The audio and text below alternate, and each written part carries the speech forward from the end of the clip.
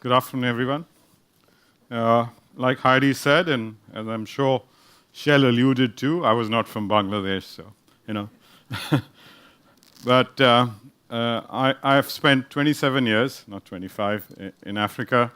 I'm from India, and I worked 11 years for the Norwegians. So I guess I don't know what that makes me, but I call myself more a global citizen.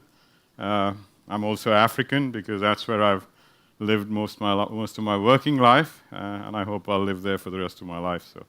So that's my background. I also started in Norfund 11 years back when we were very small, and so I'm really proud to stand here and talk about investing in financial services because that's been. I'm not a banker by tradition. I do own 2 ties. I wore one of them today for all of you. So, and you could see from one of Shell's photographs earlier, it was the same tie.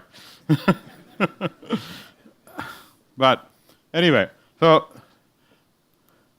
let me start. I think a lot of people wonder, why financial institutions? These are all these fancy bankers from the City of London, high bonuses, fancy cars, first-class travel. How does financial institutions create development impact? I think, as you saw from Shell's presentation, and I hope I can from my brief presentation, and the 2 presenters will come after me, financial institutions investment has a very, very strong development rationale. Private sector development is hugely has huge reliance on access to capital. I don't think any private sector development can take place without capital. Borrowings and savings, money reduces vulnerability of households. We saw that from Shell's presentations, from the saving banks, which were established in Norway in the 18th, 19th century. In our markets where we operate, which is the emerging markets, I'm not going to give you statistics on unbanked. I think everyone does that.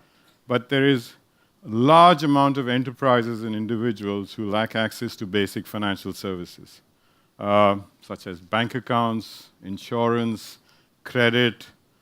Credit cards is still in the future.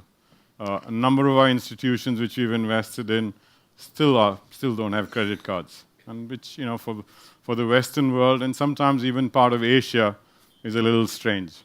So I think that really sets the stone on why Norfund invests in financial institutions. And we were one of the first few development financial institutions which actually focused specifically on this sector over the last 8 years.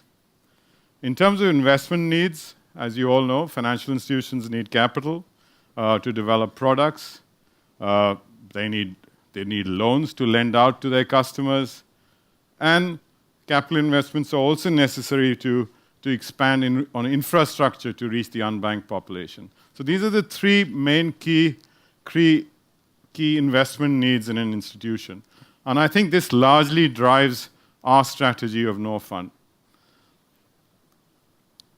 So I'll just give you a quick brief on our strategy, which I just alluded to. We invest in, we make no bones about it. We do invest in institutions which provide a commercial return. And this is largely driven by a simple theory that no non-commercial enterprises can last very long. And I guess this is the key to our investing. And alongside, we believe in very strong development effects. And I think this all sounds really good on paper. I come from a very commercial background. And for me, last 11 years in Norfund, one of the reasons I still stay here, overworked, underpaid, but largely is the fact that this is really true, and it makes you feel happy. You're passionate about your work, and you can actually see the impact of what you do in the markets which we operate. We focus on SMEs and the unbanked. SME is a very interchangeable word in today's world. Sometimes an SME for one country is a big multinational in the other. So for Norway, every company in Africa where we operate in would be an SME because you have such large companies, some of them. Yeah. So I think this is a very important distinction that it's a very localized term which we use for our markets. And that's where we focus on. And we focus on institutions which try and get outreach to their customers and encompass this whole mass of people who have no access to even simple things like finding a place to keep their money, drawing money, paying bills, etc. So how do we do it? We invest in basically three distinct kind of institutions. Banks, which are largely SME-based banks.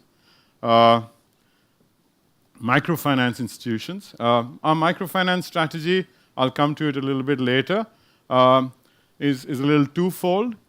Some years back, as you all know, we launched an initiative in Norway called the Norwegian Microfinance Initiative, which largely, with partnership with Norwegian institutions, we've used that vehicle for increasing our microfinance investing in our geographical focus areas, and I'll come to that later. We also invest directly in certain areas, and we have started investing over the last few years in financial services companies, which are non-deposit taking, things like leasing, factoring, reverse factoring, which are really important for development in the markets which we work in.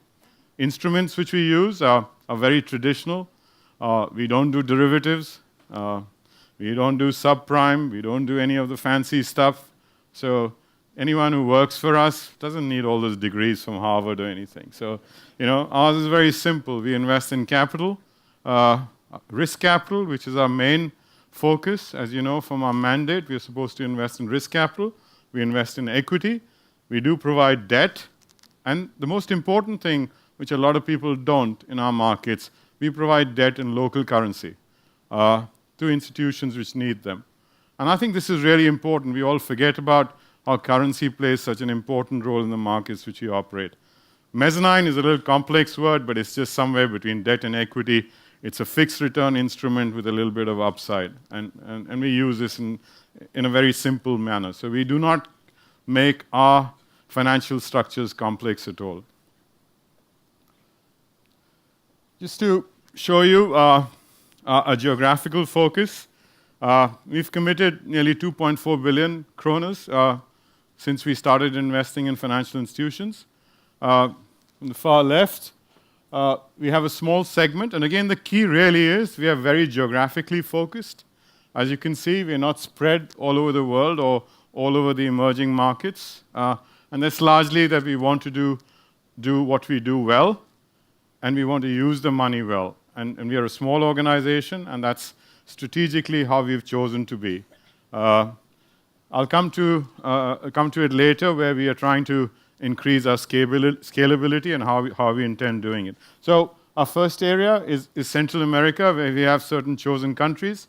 We have an office there, which in addition to financial institutions, does some SME funds and the energy sector. But a majority of their investments there are in the financial institution sector. They basically do a lot of microfinance in Central America directly because our Norwegian Microfinance Initiative hasn't covered that area at the moment. So we are slowly moving into the SMB banking center there. On the far right, in Asia, that's our youngest office, which we opened 3 years back. And again, it concentrates on specific countries. We have 5 countries there, as you can see, no India, right? So we have Bangladesh, we have Myanmar, we have Laos, Cambodia, and Vietnam. And that's for very good reasons. We feel that our investment is more additional in these countries. We are a small institution. We believe in a focused strategy. And unfortunately, countries like India and China are big countries with large foreign direct flows. And we feel that we may not be as additional and as focused in these larger countries. So we have chosen specific countries where we can add value to. And then again, the most important part of our focus area has been Africa. And again, in Africa, we concentrate on Eastern and Southern Africa mainly. We might expand our geographical focus later, but for the moment, that is our focus area. And so as you can see, other than maybe the Democratic Republic of Congo in the middle, we cover most of Eastern and Southern Africa. That is the split, as you can see, of our portfolio, which also reflects that, both in terms of instruments and in terms of the region where we've invested the most. So Africa, with 44%, takes the majority of our investments. This is just a simple slide, and I know a lot of talk, and again, on this, but it's just to put in context. It's very simply, nearly 53 million customers, 10 times the population of Norway. I think this is a small dent in the overall unbanked market, but hopefully we do make a difference, and we really want to use this to expand our outreach as we go ahead. We've created more direct jobs, female jobs. I think Shell went into it. And the other most important thing for us is that we respect the tax regimes in each country. We do not invest to avoid tax, and that's a very important indicator for us. So all our institutions are completely tax compliant. They pay taxes in the country. So I think some of the institutions over the years we've invested in have paid taxes in excess of nearly short of 2 billion kroners. In terms of jobs, I think it's a little skewed here. You'll find that the number of jobs are the highest in Asia and Pacific, and that's largely because our investments in Asia and Pacific area are largely in the microfinance sector. And we are now slowly going into the SME banking sector in these regions, basically concentrating on Bangladesh and Myanmar. I also very briefly want to highlight, in the last year or so, I think Shell mentioned both of them, and I think these were two transactions or projects which we did, both on two extreme ends, right? On one end, we were successful as a development financial institution, which is owned by the Norwegian government, to attract private capital, to manage private capital. A lot of people think that's really weird, right? It's normally the other way around. Normally the private sector manages state capital, which really demonstrated what we've been able to achieve in the financial sector. And we attracted, I think our first close was slightly in excess of $135 million. And that's primarily to invest in financially viable banks in Africa, which are growth banks, which have potential for growing. And we can take Norwegian private capital and invest it effectively. Our investors there are listed. I think Shell, some of them are here, and we really hope that this will become a good platform to grow our future in this sector.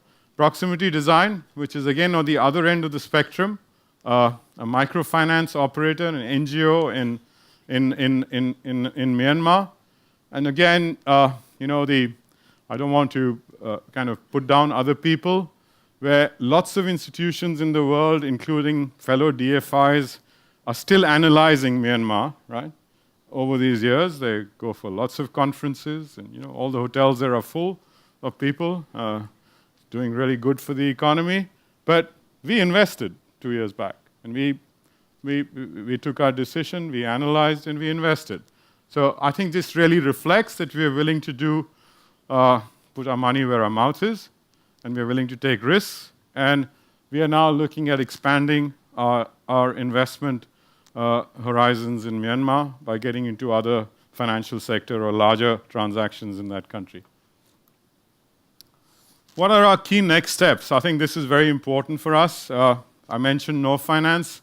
For us, it's really important to demonstrate that we can invest the capital wisely, give returns to our investors, and then possibly raise additional money in the market, because that's a small amount which we have at the moment, and it's really to demonstrate that we can deliver. So that's going to be one of our key steps going forward. The other is, I talked about the Norwegian Microfinance Initiative. Today, we were one of the anchor investors with Norwegian investors, and we are really keen to scale up the Norwegian Microfinance Initiative and take it forward. We want to open it up to other Nordic investors, other Nordic DFIs, and to take this platform forward, because we can't do it directly ourselves.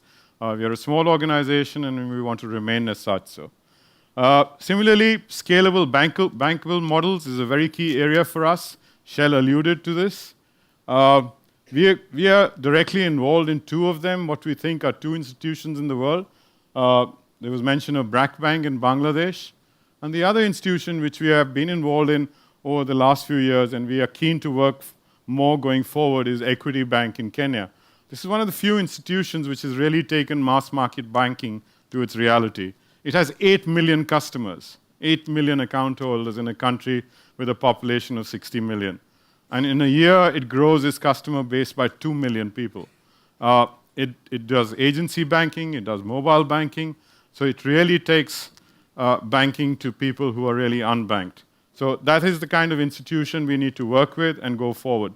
And obviously, we would like to work with more innovative business models, like leasing, factoring, etc. So I think the important thing here is that we have a vision, and we have limited capital, so we get lots more capital going forward, and we are able to take financial institutions forward.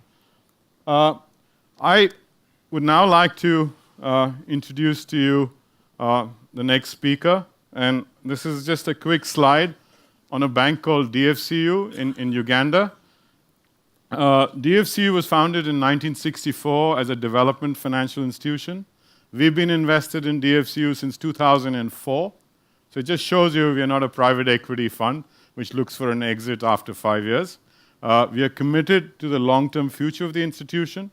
We own 27.5% of its capital.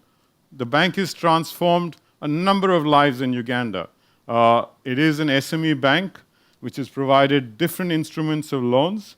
And for us, we were very catalytic and additional in introducing a new strategic partner. We brought in Rabobank, which is one of the few AAA rated banks in Europe, as a strategic banking partner with a shareholding to take this institution to another stage. So at the end, all I can say is that for us, infrastructure development and financial services goes side by side. I don't see any country or any developing country do that without investment in the financial sector. And I hope that my next guest can give you a little brief outline on what he's been doing. His name is Juma Kisami. He's the CEO of DFCU Bank in Uganda. Thank you very much.